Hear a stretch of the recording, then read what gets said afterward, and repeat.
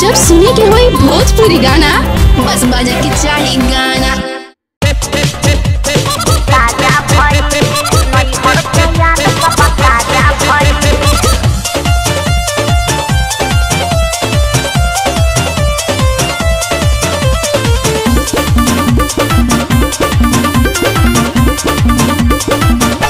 पूरा राती जागल बुझालू भौजी रहू से जिया पलागल बुझालू भौजी जे समझा बोला।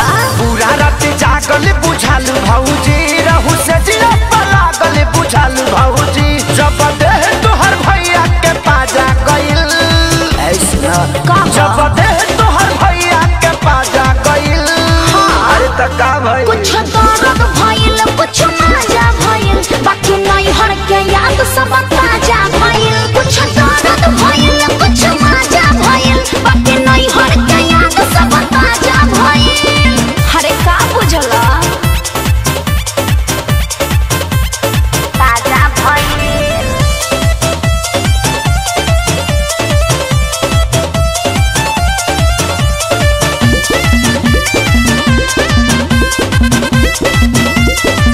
दिल बाड़ू पहिला ही के तू जब सबके दिल हो अच्छा तब का मिली सवाद तोहर के का हो फील हो बताइबू काहे भौजी बोला ना सुना जे तने ये जनावा पुराना हो खेला बात बुझाव तने तूफान हो खेला। काका चेक बंद करके दरवाजा भइल अरे बोला ना कुछ दर्द भइल कुछ मजा भइल बाकी नहीं हर के याद सब ताजा भइल। कुछ दर्द भइल कुछ मजा भइल बाकी नहीं हर के याद सब ताजा भइल। ताजा भइल नहीं हर के याद सब ताजा भइल।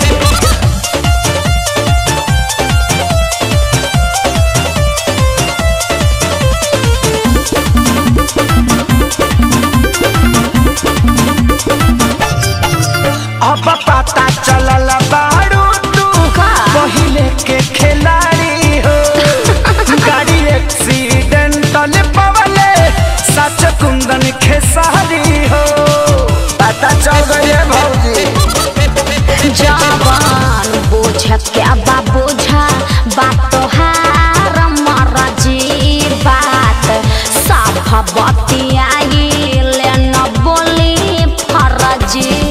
तो कैसे सुर्ती खानी देह आज गाजा भइल बोला ना कुछ दर्द भइल कुछ मजा भइल बाकी नहीं हर के याद सब ताजा भइल। कुछ दर्द भइल कुछ मजा भइल बाकी नहीं हर के याद सब ताजा भइल।